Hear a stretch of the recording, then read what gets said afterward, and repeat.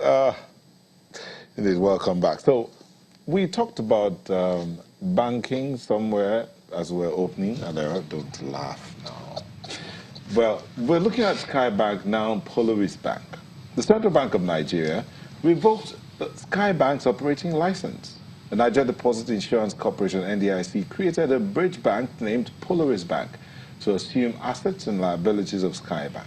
The CBN Governor, Godwin Emefiele, also announced the injection of a fresh 786 billion naira into the bank, while the Asset Management Corporation of Nigeria has been asked to immediately commence the sale process of the assets of the defunct bank from next Monday. Oh, it's already referred to as defunct. Yes, it's already defunct. Why did this happen? We understand there's been some kind of injection and support into the defunct Skye Bank since 2016. What was the situation while all of this? Hold on.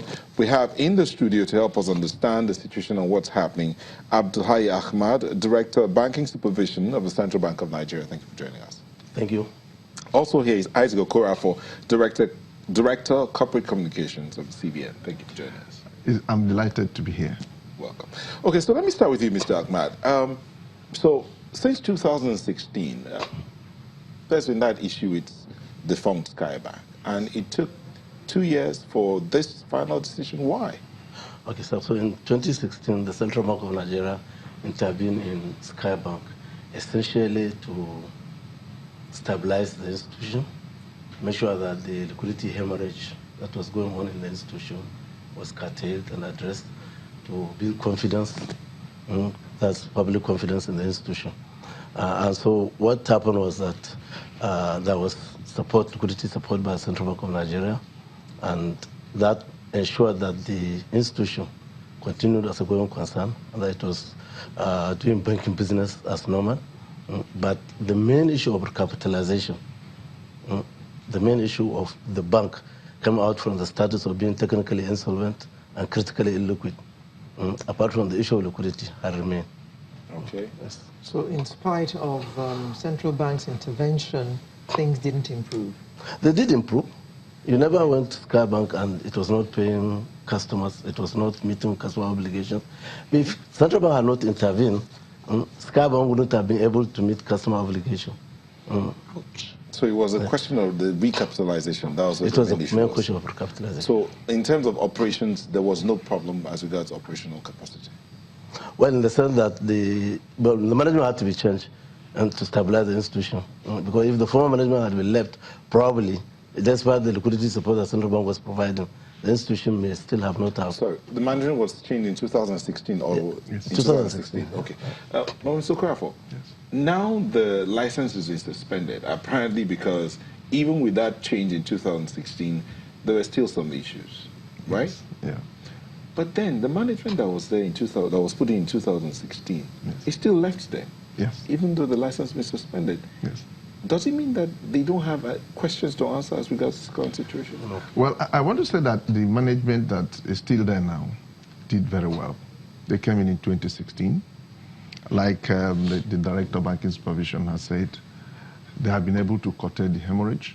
They have been able to make the bank come alive again. And so, but the problem has been that of recapitalization. And the shareholders have failed to do this. So in order to make the bank attractive to investors who will acquire it, we have provided this innovation to allow the management prepare the bank to be attractive for acquisition by investors.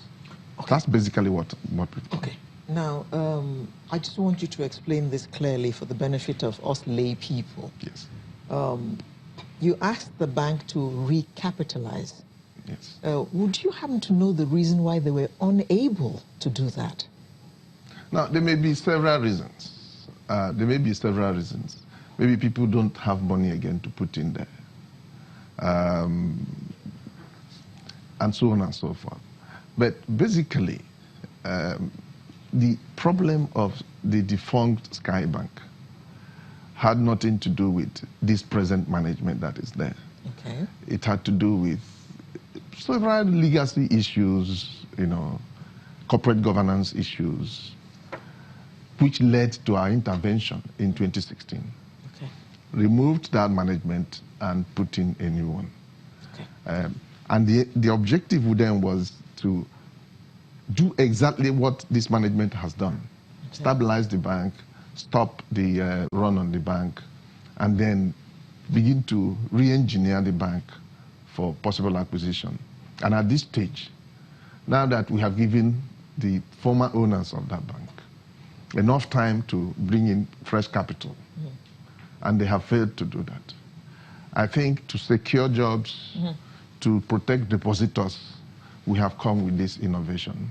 And okay. I have no doubt that in a short while we will have investors coming to take it up. Okay. So we are to assume then that the board has been dissolved? Of course, the old board. But what about the management team?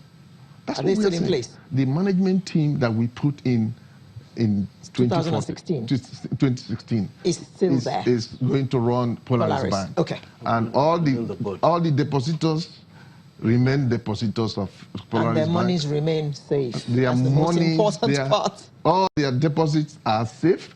Indeed, anybody who draws a check on Monday morning will have the check paid. Okay. And so we have set up this. There's no need to, have a run on the bank. And all the employees seeking their jobs under a new contract. Except anybody who decides, well, I don't want to work here again. They can walk away. Okay. Mr. Ahmed, that phrase, when Alera said, explain it for the lay folk. Because when we come up with this banking terminology, sometimes the man out there is wondering, please, come on. Okay, you tell me you saw that the bank had a problem. There was hemorrhaging in the system. Yeah.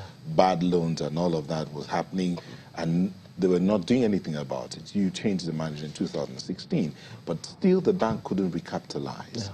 The board was still there, but you changed management. No, changed board and management. Changed board and management. Yeah. And now you're now saying, okay, that license, remove. Yes. Bring another license, bring in another name, but the same management, same board. Yes.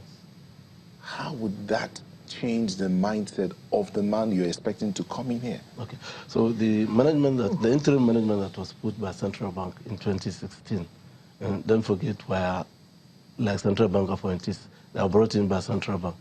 And the action now by the regulators is to further stabilize the institution and ensure that there are investors that will come in and take over. So it wasn't, the problem with the bank was not caused by this set of management. It was not caused by this set of management. But they were brought in to solve the problem. Yes, they did. Were they able to solve it? They did. So that's why you're leaving them? Yes. With the same board that was there? Yes.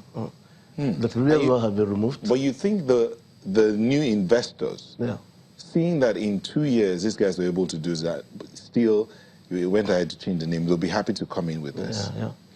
Now, the other side of it is, what about that's something you need to understand.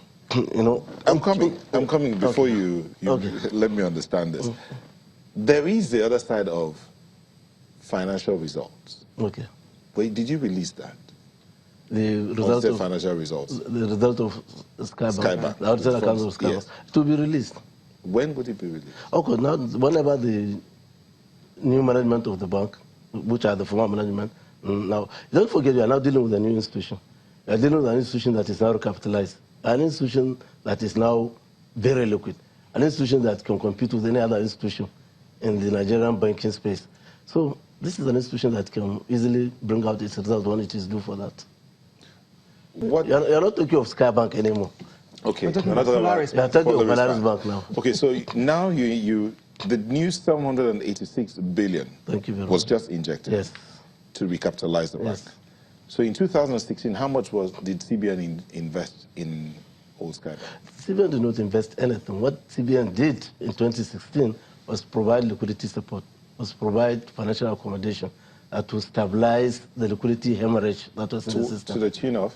A number around 327 billion, So between over time, Over time. So between 2016 and 2018, 327 billion went in there. Yes. And still, okay, so that's helped to stabilize the system. But now 786 billion. So altogether, about 1.3 or 1 point something trillion there has been invested in old Skye Bank and now Polaris Bank. Do you think this which you've done for Skye Bank, old Skye Bank, would not be needed for the other banks. Are the other banks healthy? No, will not be needed. Unless you have a bank that you can go today and is unable to meet your obligation. If you have any bank that when you enter today is unable to meet your obligation, yes, the central bank will have to step in and do exactly what it did to Skye Bank. In other words, it may have to step in and provide liquidity support if it is needed. That's why our bankers of last resort provide liquidity support if it is needed. And if there's a need for us to change the management of that bank, we'll not hesitate to do that. Okay. So whenever you have a bank that is unable to meet customer obligations, the central bank will intervene. Should that happen, where should the customer report to? Oh, Or to whom should the customer report? It will be known. It will not be a single customer that will go and is unable to withdraw cash. It will be known to everybody. And don't forget, our examiners go to that bank too. Even before that happens, we're likely to see some signs that the bank is having a problem. So that's to draw example from the Skye Bank issue. In 2016, when CBN intervened, at that stage, the bank was technically insolvent. It was critically illiquid. That was run in that institution. You allow that institution, of course, one option would have been to liquidate the institution, but that would have been more cost to the Nigerian public. And so the CBN now intervened, provided liquidity, stabilized the institution, ensure that it's an ongoing concern, and of course change the management so that they will not continue with their past practices. And largely that has been achieved. Okay, so dear viewers, your banks are healthy according to CBN.